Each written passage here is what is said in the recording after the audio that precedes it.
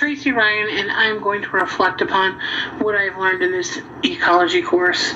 From week 1 to forest management planning, to learning about fires and greenhouse gases and different habitats, I've really enjoyed this course. I specifically enjoyed the weeks that we discussed the different species that have invaded our natural species, such as the lionfish, and all the damage it's caused in our oceans by eating our natural fish. And also the lionfish doesn't have any predators, so trying to figure out how we're going to control lionfish is a huge task that's being undertaken. Another favorite of mine was learning about the box turtle and how when its habitat is destroyed, how it affects the box turtle, and how they are dying because they're getting ran over by cars in the highway as they're trying to cross the road to get to their habitat that's been destroyed. It was a very sad story. But I enjoyed learning all these things. I also enjoyed learning about the Superfund sites. I was able to do a lot of research within my state of Ohio, and I found 16 Superfund sites that were just horrific. The one that stands out the most to me was there was a dry cleaner, and the septic tank leaked into the ground. So it was like the groundwater contaminants, and it contaminated the water. People were complaining the water tasted funny. They didn't realize all the contaminants that were in the water. It took 20 years of treating and monitoring the land to trying to make sure that it is safe, and it is still not deemed safe. They're hoping by 2020 they'll be able to do that. It really is amazing how pollutants affect our environment and how long it takes for things to clear up. So I just found all of those things very intriguing about this course. I really enjoyed the weekly discussions and how we were given a scenario and asked how we would handle ourselves within that scenario. I enjoyed researching for that and really thinking that I was a part of that. And I loved the perspectives of my classmates and my instructor. I learned so much. This really turned out to be a phenomenal course for me. I did do my portfolio project on poverty because I am passionate about helping people.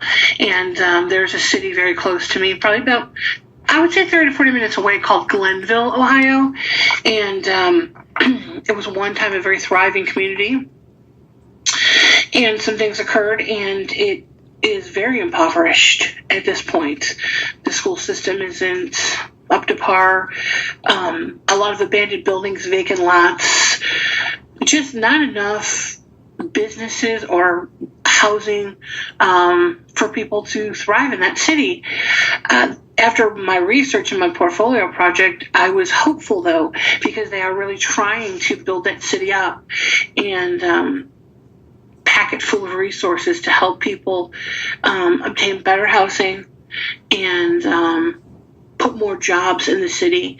The city is very close to another prominent city. They're trying to connect the two, so the resources in the very prominent city can kind of trickle their way into this city. Maybe it could be like a gateway, and the two cities can merge. Not supposed to not merge together, but work together to be an even larger, successful area. It's very hopeful, and I really enjoyed doing that portfolio project. The two minimum workplace capabilities that I'm going to choose are perseverance and problem solving, and they apply to me perfectly. First of all, perseverance. I've really had to persevere through my college studies. I have suffered an unfortunate and shocking health issue that kind of halted me in my life, stopped me from doing a lot of things, and one of those things was typing in school. I became very behind in school, very discouraged. I didn't think I was going to finish. It's been a very difficult time for me. But the name of the game is perseverance. So I am persevering because I've decided I'm not going to give up. because I've waited too long to make this happen. So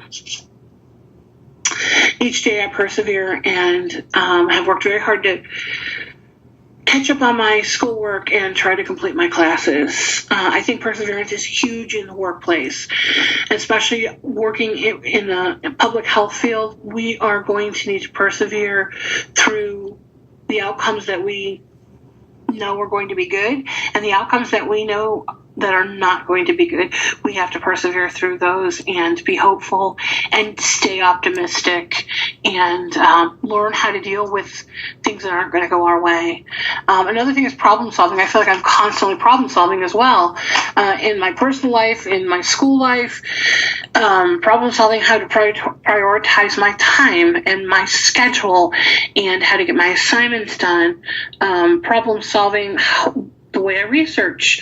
A huge thing for me was problem solving how to make sure my formatting was correct in APA formatting. It is amazing to me how meticulous that is to format in APA in APA formatting. So I've had to do a lot of problem solving in that area. And I know I'm going to do a lot of problem solving in my future career, working, with, single mothers and teenagers who may be pregnant. I'm going to have to do a lot of problem solving and a lot of,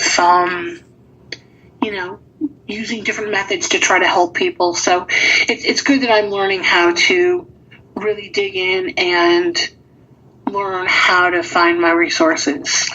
The last thing I just want to talk about really quick is the institutional outcomes and how my project met those. We had, information literacy and communication, relational learning, thinking abilities, quantitative and scientific reasoning, and community and career. My project met the information literacy and communication because I had used the appropriate technology and resources to locate and evaluate information needed to accomplish my goal of my project. So I had to make sure that I found the correct resources. I was able to critically evaluate them to make sure that they were credible and able to help me complete my project. Relational learning, I transferred all the knowledge that I had learned from this 7.5-week course and also the knowledge from my workplace capabilities, perseverance, and problem solving, and put those into practice to make sure that I was able to, put what I've learned into my project. Thinking abilities, again, I had to learn how to reflect upon what I knew, what I had learned, why is there poverty? And especially in the case of Glenville, what caused it? Was it something that just happened quickly, or was it something that was bound to happen? It made me think a lot and come to some conclusions based on what I researched. Quantitative and scientific reasoning, following established methods of inquiry and mathematical reasoning to form conclusions and make decisions. Again, that's what I had to do. I had to form conclusions and make decisions based on what I researched. And like I said, what I researched was, you could just look at the picture and say that Glenville is a city that's impoverished. But until you research and look to see what happened, there was a shooting in 1968 that was a racially charged shooting because the city was so upset that the citizens were so upset because the city wasn't concentrating on the needs of the poorest citizens. So, see, the city had already been poor already, so the poverty in that city was already beginning to occur at that point. And then community and career. Participation in social, academic, and professional communities for individual growth and to function as a citizen of a multicultural world. Again, community and career is huge. It's going to be huge in my career working within the city. And I think when we do projects like this where we research poverty in areas, especially areas in our own state that we are familiar with, it gives us a sense of community. And what it did for me is it makes me want to help in that area. So I have just really enjoyed this course. I've enjoyed my portfolio project. I've enjoyed my classmates and my instructors, and I thank you very much.